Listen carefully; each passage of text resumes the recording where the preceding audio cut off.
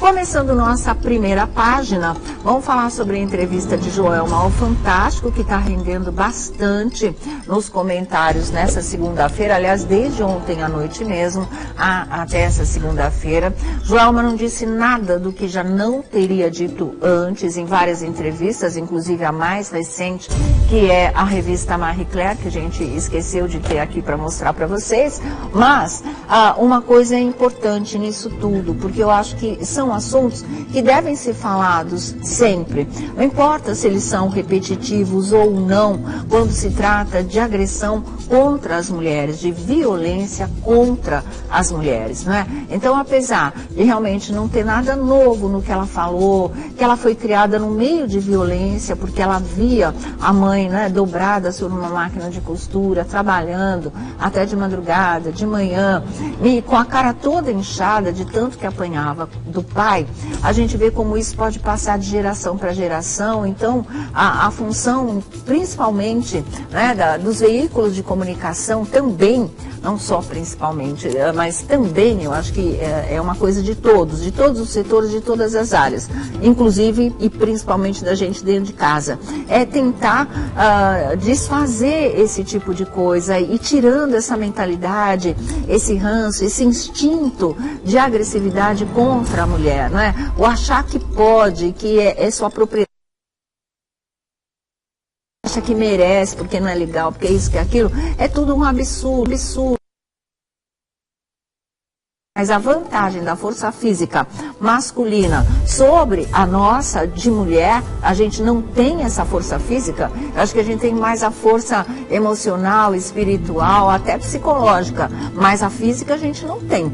E essa diferenciação dada pela natureza faz com que os ignorantes, não é? Que aqueles que realmente não têm a menor empatia pelo próximo, não entenda que somos todos seres humanos, julgue que possa realmente submeter o outro pela força. E é o que faz com a mulher, evidentemente, isso em várias camadas, viu, gente? Não é uma coisa só, não, só acontece na comunidade, não, só acontece lá na periferia, só acontece, né, nunca acontece nas classes mais altas, e a gente sabe que não é assim.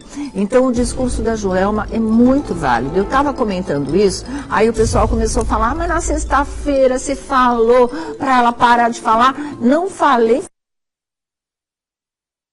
para mulher. O nosso assunto aqui foi bem outro.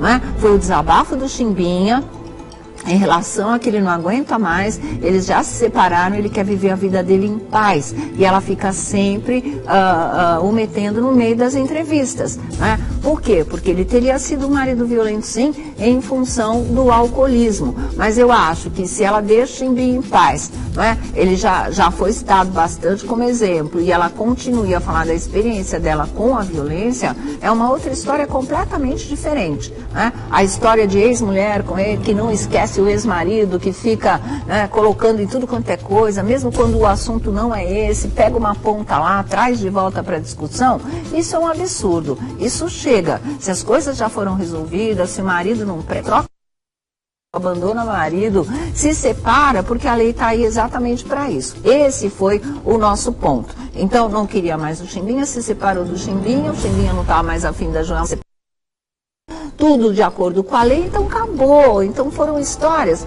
que foram encerradas, né?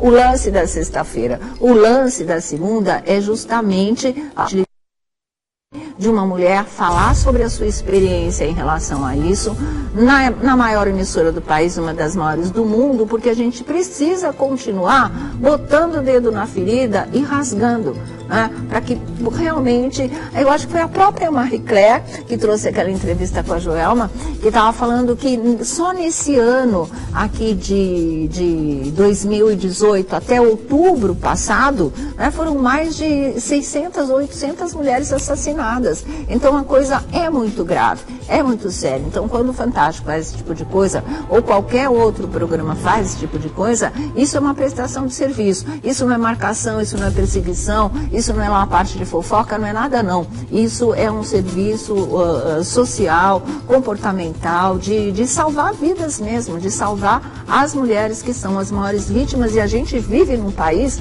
que é campeão de feminicídio, não é? A gente está cansado de saber disso, cansado de ter que viver e conviver com essa rotina de violência, porque isso virou uma rotina. Parece que realmente voltou, a gente tem a impressão que é isso também.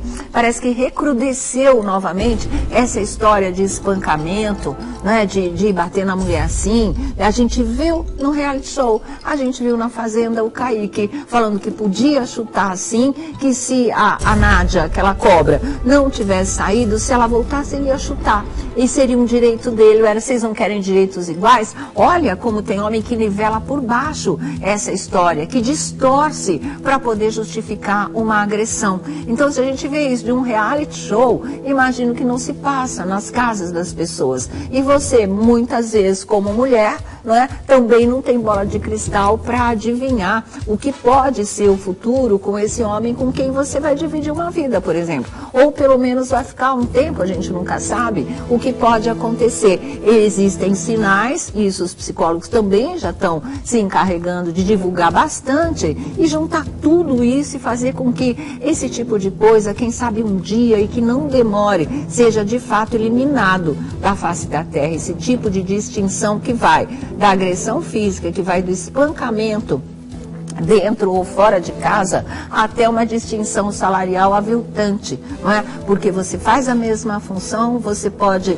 até ser mais competente no que faz, mas você sempre vai ganhar menos pelo simples fato de você ser mulher. Então essas coisas são importantes. Nesse ponto acho as colocações da Joelma muito importantes, e que ela continue realmente falando sobre o assunto. E assim como a Luísa Brunet tem feito, assim como muitas mulheres que sofrem esse tipo de coisa ou já sofreram, podem sim se manifestar a respeito, devem sim se manifestar a esse respeito, tá certo? Era o que eu tinha para dizer em relação a essa entrevista que está sendo tão comentada, porque o assunto realmente é polêmico, porque envolve pessoas conhecidas, marido e mulher. Ela não citou o nome do Chimbinha, mas o Fantástico colocou, como ela não disse, eles colocaram em legenda. Então tem um trechinho disso que a gente vai mostrar para vocês agora. Mas durante a entrevista toda, ela não citou o ex-marido, o pai da sua filha. Ela não fez isso. Mas aí o Fantástico houve por bem esclarecer a história e meteu o Chimbinha na história. Vamos lá. Chimbinha nega ter agredido a cantora. Vamos ver.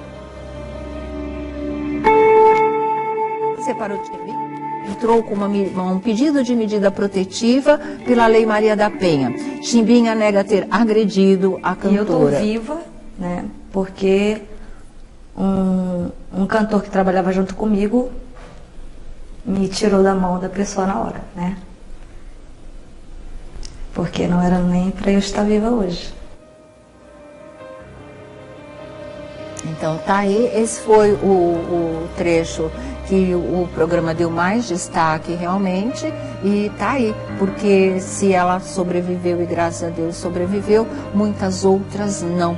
Então não dá para ficar tentando tapar o sol com a peneira, não dá para ficar tentando, né, fazer de conta que a gente não vive essa triste realidade todos os dias, e que o número de casos aumentou. É isso que é uma coisa espantosa, porque de repente mais homens acharam que podem fazer mais ainda esse tipo de coisa, não é? A gente vem de novas gerações aparecendo por aí, com outra mentalidade que era o que se esperava, e de repente a gente vê que as coisas estão andando para trás, e estão andando para trás de uma maneira efetivamente perigosa, uma maneira que, de fato, a gente tem que pegar firme agora, porque se vem crescendo, imagina onde é que vai parar. Todo homem vai achar que tem direito de fazer esse tipo de coisa? Claro que não. Graças a Deus existem aqueles de caráter e que ajudam a combater esse tipo de coisa, que são homens que também estão aí ao lado da lei, fazendo e criando seus filhos também com uma outra mentalidade, né?